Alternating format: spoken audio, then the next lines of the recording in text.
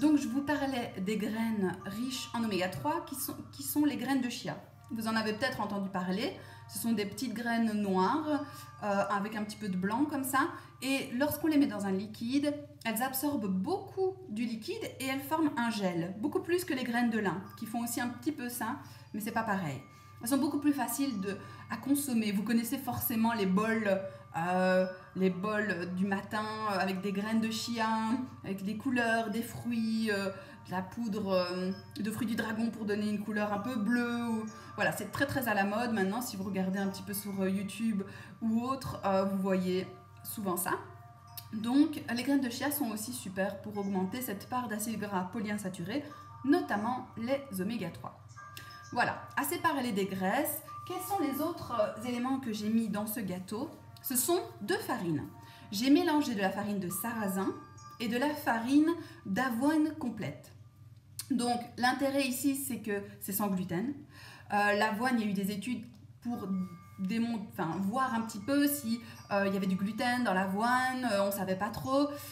Et puis il a été montré que la sorte de petit gluten, si on peut dire comme ça, qui s'appelle l'avénine ou quelque chose comme ça, n'est pas allergène. Donc elle ne va pas créer les intolérances que crée le gluten du blé. Donc ça c'est dit. Et puis on a remarqué aussi que souvent l'avoine était travaillée dans des industries qui utilisaient le blé. Donc il pouvait y avoir des contaminations croisées. Donc c'est pour ça aussi que l'avoine, il faut faire attention quand on a vraiment une maladie cœliaque, on ne peut pas consommer un seul gramme de gluten, où là il faut faire attention. Mais sinon l'avoine, maintenant vous pouvez voir qu'il y a d'ailleurs des produits à l'avoine sans gluten avec le petit sigle. Là c'est vraiment contrôlé, c'est pas dans une industrie où il y a du blé qui est travaillé. Mais bon, là c'est vraiment pour le cas particulier des maladies cœliaques. Donc ce n'est pas les gens qui ont des intolérances, une petite intolérance et qui peuvent qui en consomment le moins possible, on va dire. Mais la maladie cœliaque, là, c'est 0. Donc voilà, ça c'était pour parler de l'avoine et du sarrasin. Pourquoi est-ce que j'ai choisi ces 2 farines-là? Parce que on va avoir un complément au niveau des protéines. Donc le sarrasin, le quinoa, l'amarante, ce sont 3 fausses céréales. Ça veut dire qu'elles sont équilibrées au niveau de leurs acides aminés, ce sont les composants des protéines, d'une manière différente que dans les céréales. Donc, quelle est la base au niveau du végétarien pour avoir toutes ces protéines? Donc, une protéine est composée d'acides aminés. Il y a 8 acides aminés qui sont indispensables au corps. Ça veut dire qu'il ne peut pas les produire lui-même. Il a besoin d'un apport alimentaire pour les avoir. Donc, ces 8 acides aminés essentiels, par exemple dans la viande, vous les trouvez. Dans l'œuf aussi, dans les produits animaux, ils sont complets. Voilà, et facilement assimilables. Donc si vous êtes végétarien ou que vous voulez faire des repas végétariens et être équilibré, vous devez associer céréales et légumineuses. Parce que les céréales sont pauvres en un acide aminé qui s'appelle la méthionine.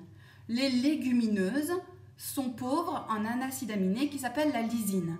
Et la nature est bien faite, les céréales sont très riches en lysine, les légumineuses sont très riches en méthionine. Donc on associe céréales et légumineuses pour avoir tous ces acides aminés pour créer ces protéines. Voilà, ça c'est l'équilibre céréales-légumineuses.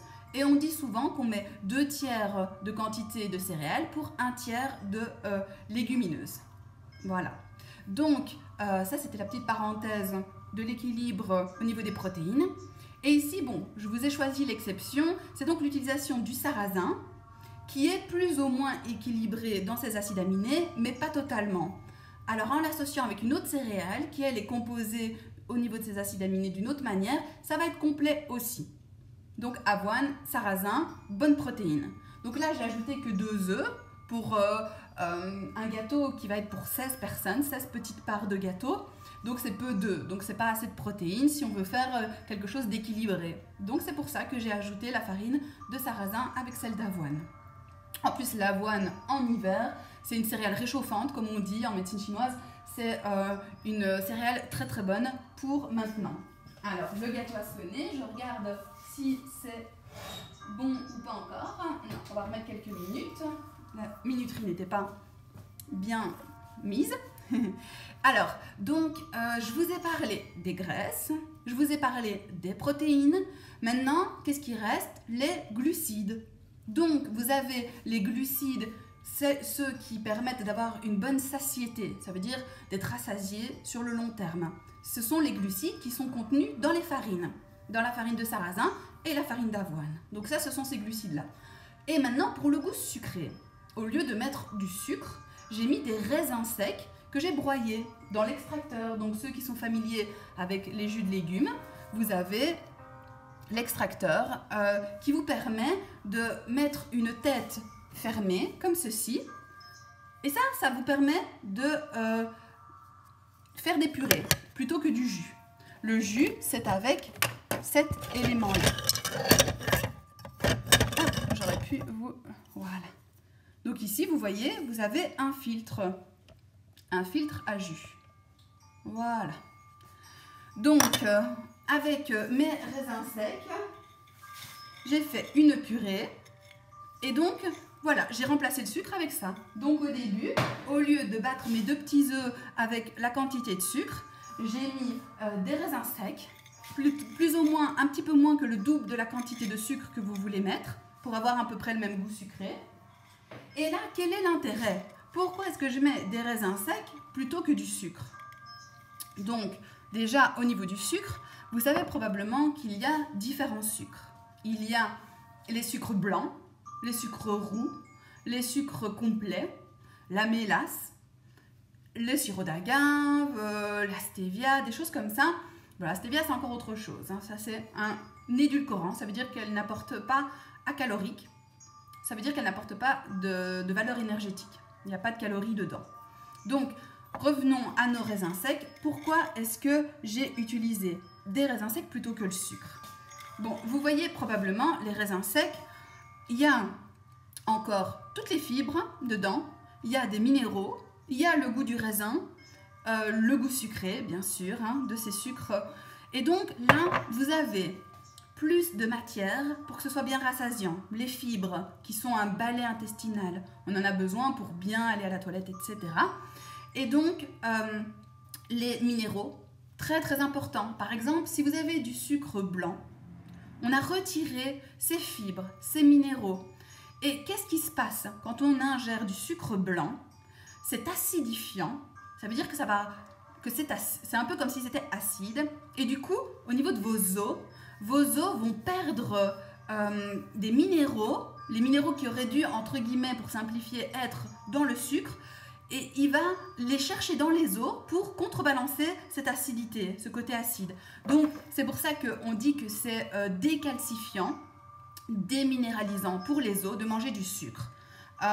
Vous connaissez beaucoup probablement de choses sur le sucre blanc, qu'il y a des expérimentations avec les rats. On voyait qu'entre une dose de cocaïne et une dose de sucre, les rats allaient choisir le sucre parce que c'était encore plus addictif, encore plus plaisant que la drogue. C'est différent bien sûr, mais entre les deux, ils allaient choisir le sucre. Donc ça, c'était une expérience qui a été faite. Vous pouvez probablement la retrouver très facilement sur Internet. Et donc, ce sucre est vraiment toxique. Il est addictif, on n'en a jamais assez. Le sucre appelle le sucre, comme on dit, vous avez probablement déjà entendu ça. Donc, pourquoi est-ce que j'utilise d'autres sucres, les sucres complets, les fruits séchés? C'est pour cet apport en minéraux et ici en fibres avec les fruits séchés. Voilà. Donc ici on a utilisé nos raisins secs. Si vous n'avez pas d'extracteur de jus, c'est pas grave. Vous prenez un mixeur, vous prenez une grande planche, un grand couteau et vous coupez. Ce sera juste un petit peu plus long à préparer. Donc j'ai mélangé mes 2 œufs avec ma pâte de raisins secs. Ensuite j'ai mis un petit peu de poudre d'amande. Donc moi je mixe les amandes directement dans un petit mixeur plutôt qu'acheter la poudre toute faite, parce que du coup elle va perdre beaucoup en vitamines. Donc à nouveau les amandes. Les amandes, je vais vous en parler un petit peu pour parler de l'acide phytique. Je ne sais pas si vous avez déjà entendu parler de l'acide phytique, mais on propose souvent dans l'alimentation naturelle, la naturopathie, de tremper les amandes dans un bol d'eau une nuit.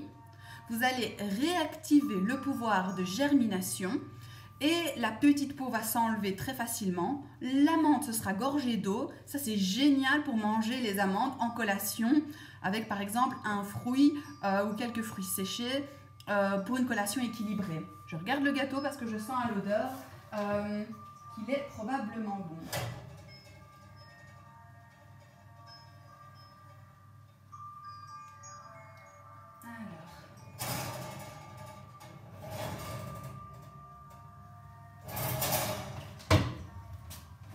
Encore un tout petit peu. Donc, je vous parlais de quoi? De l'acide phytique. Donc, l'acide phytique, elle se retrouve dans la peau des amandes. Donc, on peut retirer les amandes, mais dans cette peau, c'est comme pour tout. Il y a beaucoup de minéraux dans les peaux, que ce soit des fruits, des légumes, des fruits séchés. Donc, souvent, on propose de faire un petit moitié-moitié. Par exemple, si vous en mangez des amandes à votre collation, vous pouvez les réhydrater, les manger comme ça en ayant enlevé la peau. Et par exemple, dans un gâteau, vous pouvez laisser la peau, mixer les amandes dans le petit mixeur et avoir comme ça un peu des minéraux. Donc, on dit de faire un petit peu moitié-moitié, pas tout l'un ou pas tout l'autre.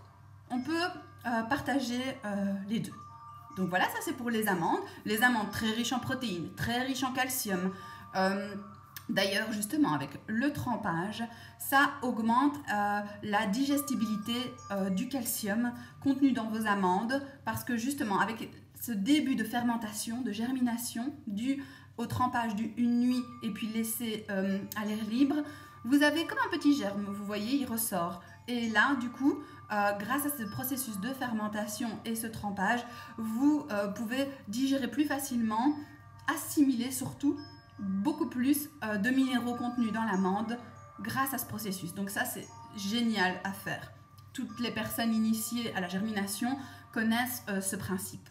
Donc, pour terminer, alors, on a parlé des graisses, les fameuses 3 familles, les protéines, l'association céréales légumineuses pour les acides aminés,